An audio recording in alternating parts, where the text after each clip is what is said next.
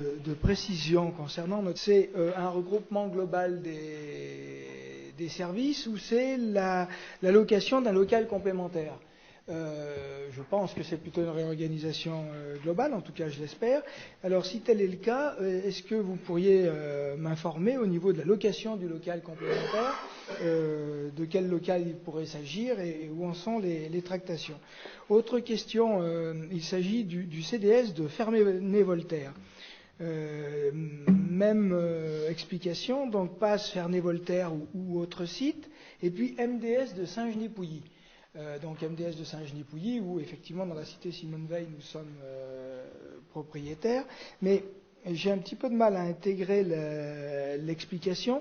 Est-ce que on doit comprendre dans le tableau, qui est relativement succinct, que des personnels travaillant au CDS de Ferney-Voltaire, car je suppose que le rapport tout à l'heure en commission d'administration sur lequel nous avons délibéré et qui nous proposait l'annulation de 380 postes, si ma mémoire est bonne, et la reformulation de ces mêmes postes, fixe le lieu de travail des personnels.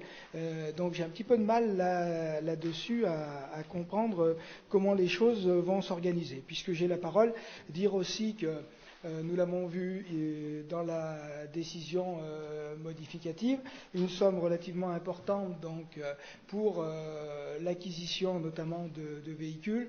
Moi, en commission d'appel d'offres, on avait parlé de 60, a priori ce serait peut-être une cinquantaine.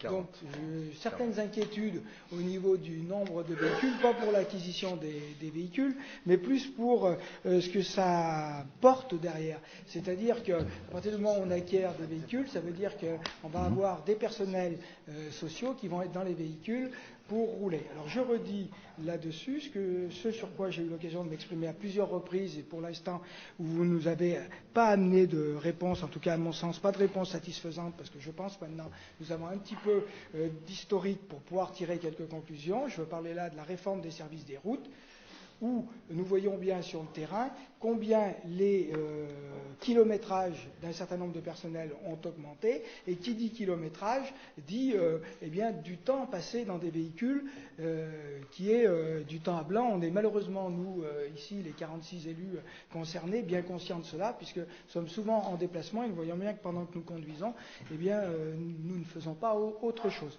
Voilà donc mes premières questions concernant cette réorganisation, s'il vous plaît. Bien, avant de laisser la parole à ma vice-présidente, je vais répondre plus globalement. Je vais pas revenir sur la réorganisation des routes, bien que pour moi elle était utile et nécessaire aussi.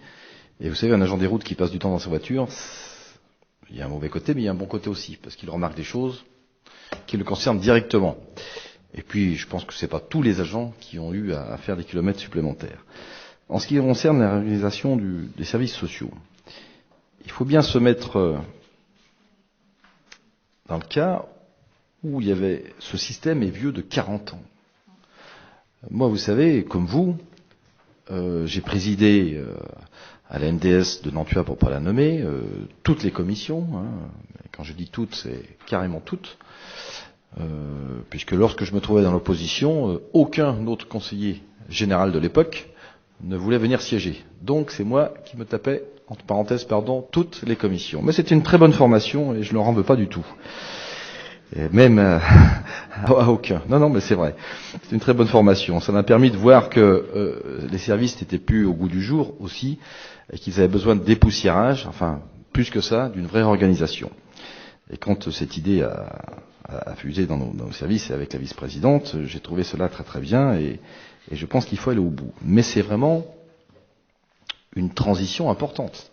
Pensez bien que lorsque vous changez les habitudes qui ont été prises depuis 40 ans, ce n'est pas simple. Monsieur le préfet, ce matin, on parlait de la même chose il faisait le même aparté concernant ces services. C'est pareil pour nous. Donc il faut du temps.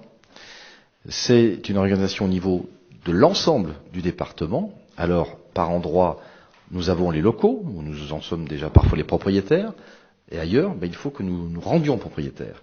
Or, nous ne pourrons pas acquérir des logements comme ça du jour au lendemain. Déjà, il y a une véritable étude de fait et complète sur le sujet, c'est important, et je remercie tous nos services et ma vice-présidente d'avoir travaillé sur ce dossier, et auquel j'associe également Daniel Raffo, parce que il y a aussi un problème de ressources humaines également important. Ils ont multiplié les réunions dans chaque secteur. Je rappelle que le personnel, où ça pouvait poser des problèmes, a été vu personnellement, et ont été vus chaque un par un. C'est pour ça que j'ai voulu qu'on prenne le temps, que j'ai moi-même demandé de repousser. Vous savez que cette organisation devait se mettre en place après les congés d'été, et j'ai souhaité qu'on prenne encore plus le temps, bien les préparer, bien former aussi notre personnel, et qu'ils soient adaptés et qu'ils soient surtout prêts à faire le grand pas. C'est pour ça que j'ai voulu qu'on le reporte au mois de décembre, avec les moyens adéquats, parce que c'est pas changer pour changer. Le but, c'est quoi? C'est d'être plus efficient auprès des usagers, que notre personnel soit en sécurité, ce qui n'est pas le cas aujourd'hui, et je connais très bien Nantua, et je peux vous dire que c'est pas le cas du tout aujourd'hui, rassembler à la fois les PASS et les MDS, bref, pour sécuriser tout le monde, mieux identifier les choses avec un seul et même bâtiment, et puis aussi faire des économies en regroupant également nos bâtiments. En mettant aussi les moyens à notre personnel, parce qu'on parle d'une quarantaine, soixantaine de voitures, j'ai une quarantaine de nouveaux véhicules, il y a toujours une vingtaine de véhicules qui sont renouvelés chaque année, donc qui sont englobés également, en mettant à disposition un smartphone, parce qu'avec ça on fait tout ce qu'on veut, aussi bien toutes les applications, et puis c'est aussi ramener de la proximité avec l'usager. Parce qu'aujourd'hui, ce sont nos agents qui vont se déplacer, et c'est ce qu'on leur demande. Et lorsqu'on essaye de mettre un plan de pauvreté en place, eh bien ça répond également à cela. Puisqu'on a quand même une partie de notre population, et bien souvent, celle qui dépend de nos services sociaux, n'est pas la plus favorisée. Elle bien souvent n'est pas véhiculée. Donc, dans certains secteurs de nos territoires, il est important que ce soit nos agents qui aillent à la rencontre de l'usager. Et là, nous allons apporter un véritable service social à la population. Nous allons vraiment être beaucoup plus efficients pour, encore une fois, le bonheur, si je peux m'exprimer ainsi, des usagers, de la population andinoise, et aussi améliorer les conditions de travail et moderniser également celles-ci pour nos agents. Donc c'est un vaste chantier qui nous est proposé.